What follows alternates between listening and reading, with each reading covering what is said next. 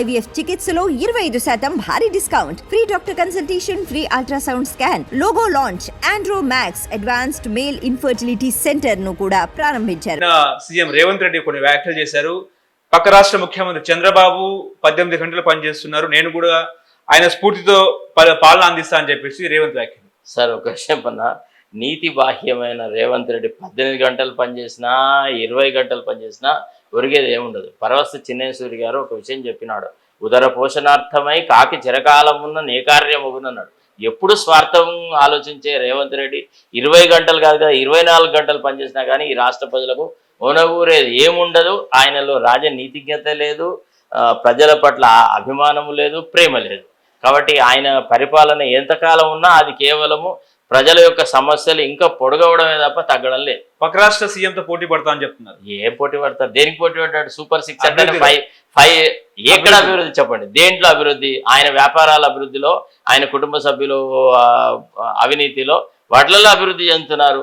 రాజకీయాలలో ఉన్న వ్యాపారస్తులకి అనుకూలంగా ప్రభుత్వం పనిచేస్తుంది తప్ప సామాన్య ప్రజలకి అనుకూలమైనటువంటి పని ఒక్కటి జరగలేదు. ఈయన ఇచ్చిన ప్రామిసెస్లో ఒక్కటన్నా ఇవాళ ప్రజలకు అందుబాటులో లేదు, ఎక్సెప్ట్ ఆ ఫ్రీ బస్సు. ఆ ఫ్రీ బస్సు కూడా హాఫ్ బేక్డ్గా ఉంది, అది కూడా సరైన వాతావరణం లేదు. అసలు జనాలు కొట్టుకునుడు, లొల్లులు, అసలు ఎంత దరిద్రంగా ఉందంటే, ఇప్పుడు భార్య వెంట భర్త పోతాడు, భార్యకే జాగ దొరికేలేక వాళ్ళకి వీళ్ళతో సిగలు పట్టుకొని కొట్లాడుతుంటే, భర్త తన ముందే తన భార్య వేరే వాళ్ళతో నానా బూతులు తింటుంటే చూసి చాలా ఆత్మక్షోభకు గురవుతున్నారు. వాళ్ళు చెప్తున్నారు క్లియర్గా, సార్ ఇట్లా అవుతుంది సార్, అట్లా సార్. అసలు ప్రజలలోకి పోయి వాళ్ళ ఈతి బాధలేంది, వాళ్ళ కష్ట సుఖాలేంది తెలుసుకునే ప్రయత్నం ముఖ్యమంత్రి ఒక్కనాడు కూడా చేయలేదు ఇంతవరకు. ప్రజల మధ్యలోకి ఎన్నడు పోయినాడండి? ఎంతసేపు సెక్రటరియట్లో కూర్చోవడము, ఆడిడ పొలిటికల్ మ్యానిపులేషన్స్, ఆ పార్టీని చీల్చాలి, ఈ పార్టీని చీల్చాలి, వాడి నోట్లో మన కొట్టాలి, వీడి నోట్లో మన కొట్టాలి. ఇదే కదా ఈయన చేసే రాజకీయం అంతా. ఓకే, ఇప్పుడు బీఆర్ఎస్ లో భారీ చీలిక ఏర్పడి కాంగ్రెస్ పార్టీ విలీనమయ్యే అవకాశం ఉందా? లేకపోతే కొంతమంది ఎమ్మెల్యేలు మరి తిరిగి టీడీపీ గూటికి చేరే అవకాశం ఉందంటారు? తెలంగాణలో మళ్ళీ టీడీపీ పాగా వేసే అవకాశం ఉన్నట్టు మనకు స్పష్టంగా కనిపిస్తున్న పరిస్థితి.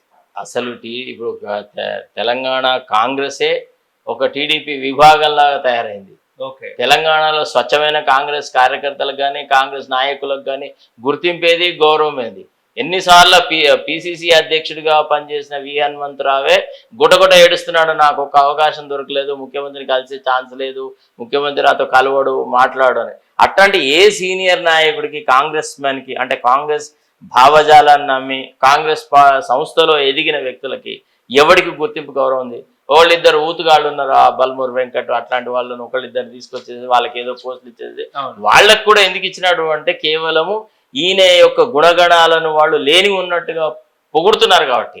సైకోఫాంట్స్ వాళ్ళు, అంతే తప్ప వాళ్ళకు కూడా ప్రజలు ఏముంది. ఇప్పుడు ఆయన కంటెస్ట్ చేశాడు హుజురాబాద్లో, ఎన్ని ఓట్లు వచ్చినాయండి? ఎన్ని ఓట్లు వచ్చినాయి? వాళ్ళు